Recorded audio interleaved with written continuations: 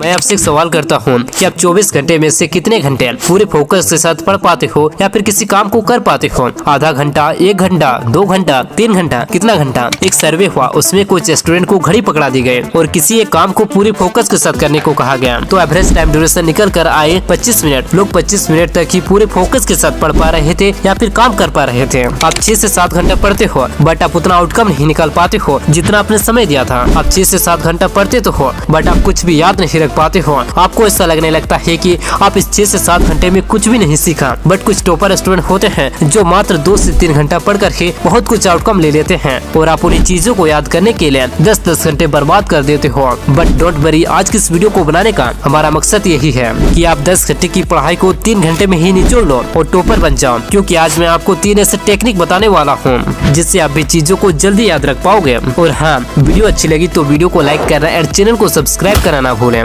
नीचे डिस्क्रिप्शन में व्हाट्सएप और टेलीग्राम चैनल का लिंक दिया हुआ है, उसमें भी जरूर जुड़े। जब भी आप कोई मोटिवेशन वीडियो देखते हो तो आप मोटिवेट हो जाते हो और कहते हो कि आज 6 से 7 घंटे पढ़ूंगा, आज जितना बजे से पहले उठूंगा ही नहीं। आप 25 से 30 मिनट तक तो पूरे फोकस के साथ पढ़ पाते हो बट उसके बाद आप जितना भी पढ़ते हो वो सारा आपके दिमाग के ऊपर से चला जाता है। बट आपने खुद से वादा किया होता है कि मैं 6 घंटे पढ़ूंगा, इसीलिए आप 6 घंटे पढ़ते तो हो लेकिन कुछ भी सीख नहीं पाते हो। आप क्या मिस्टेक करते हो जिसकी वजह से आप कुछ भी याद नहीं रख पाते हो। आप समझ ही नहीं पा रहे हो कि आप क्या मिस्टेक कर रहे हो। आप सबसे बड़ी मिस्टेक यही कर रहे हो कि आप टेक्निक नंबर 1 को अप्लाई ही नहीं कर रहे हो।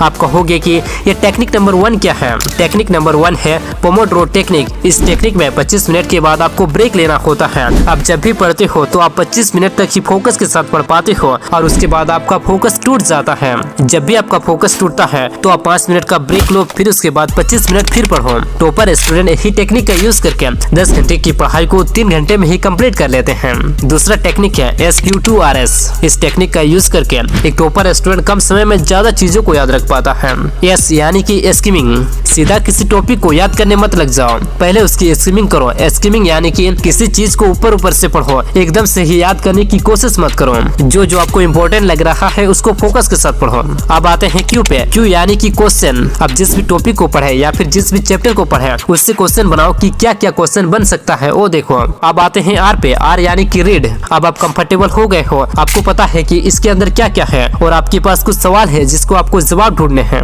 और अब आप डीपली के साथ पूरे फोकस के साथ पूरे चैप्टर को पढ़ सकते हो। दूसरा आर का मतलब है रिविजिट। आपने स्किमिंग कर लिया, क्वेश्चन बना लिया, डीपली से पढ़ लिया, अब बारी आती है रिविजिट करने की। आप एक बार में सब कुछ नहीं समझ सकते हो, इसके लिए आपको रिविजिट करना पड़ता है। ये रिविजिट कितनी बार भी हो सकती है, ये डिपेंड करता है आपके टॉपिक पे, आपके चैप्टर पे कि आपका चैप्टर कैसा है। यस यानी कि समरी। आप जितना भी पढ़े, जिस भी चैप्टर को पढ़े उसकी एक शॉर्ट समरी बना लो जिसको पढ़ने से आपको पूरी चैप्टर समझ में आ जानी चाहिए, जो आपको एग्जाम टाइम में आपको कम समय में ज्यादा याद रखने में मदद करेगी। तीसरा टेक्निक का नाम है पावर ऑफ फोकस। आपका सबसे बड़ा कॉम्पिटिटर कौन है? आपका दोस्त या फिर जो क्लास में टॉप करता है वो? कोई नहीं, इनमें से कोई नहीं। आपका सबसे बड़ा कॉम्पिटिटर है आपका डिस्ट्रैक्शन। आप पढ़ते पढ़ते भटक जाते हो, नोटिफिकेशन चेक करने लग जाते हो, रील्स देखने लग जाते हो। आपकी 5 मिनट की ब्रेक घंटों में बदल जाती है। आप जब भी पढ़ो आइसोलेशन में पढ़ो, कोई डिस्ट्रैक्शन नहीं होनी चाहिए। आपके पास बुक के अलावा कोई चीज नहीं होनी चाहिए जिससे आप डिस्ट्रैक्ट हो सको। जब भी आप पढ़ो मोबाइल को दूर रखो या फिर मोबाइल को ऑफ रखो। इन बताई गई टेक्निक को फॉलो करते हो तो आप भी 10 घंटे की पढ़ाई को 3 घंटे में कंप्लीट कर सकते हो। इस वीडियो में इतना ही, मिलते हैं नेक्स्ट वीडियो में। जय हिंद, जय भारत।